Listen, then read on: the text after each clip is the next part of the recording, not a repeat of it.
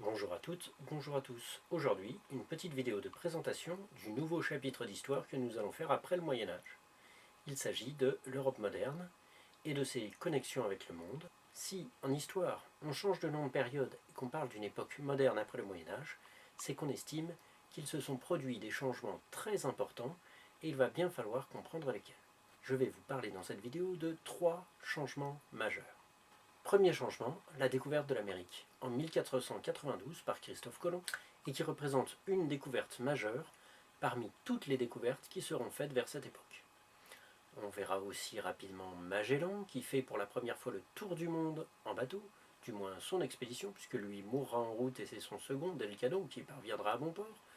On verra aussi la découverte d'une route vers les Indes par Vasco de Gama, et puis d'autres explorateurs et d'autres conquistadors, c'est-à-dire des conquérants en espagnol, vont prendre possession de nombreux territoires sur le continent américain. Les Européens découvrent un nouveau monde, ils en prennent possession, ils ramènent de l'or, mais ils ramènent aussi toutes sortes de choses nouvelles, comme par exemple des plantes, des animaux qui aujourd'hui sont passés dans notre vie quotidienne et courante.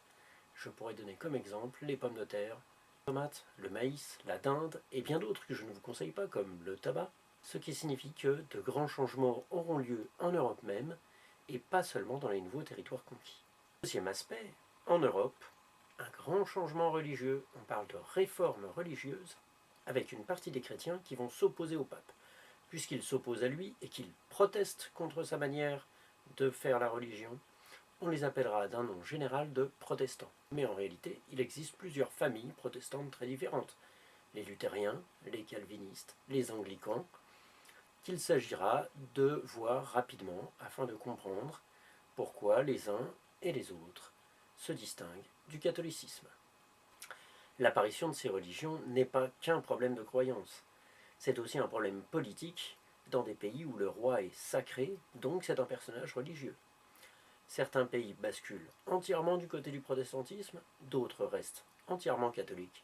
Mais là où deux religions ou plus existent, il y a aussi un risque de guerre de religion. Ce sera le cas en France au XVIe siècle. Enfin, pour la France, nous verrons que des rois qui se sont déjà renforcés à la fin du Moyen-Âge avec la guerre de Cent Ans vont prendre de plus en plus de pouvoir et tenter de contrôler de plus en plus étroitement la société. Le règne de l'un d'entre eux, particulièrement, Louis XIV, devra être connu parce qu'il va nous permettre de voir l'établissement en France de ce qu'on a appelé la monarchie absolue.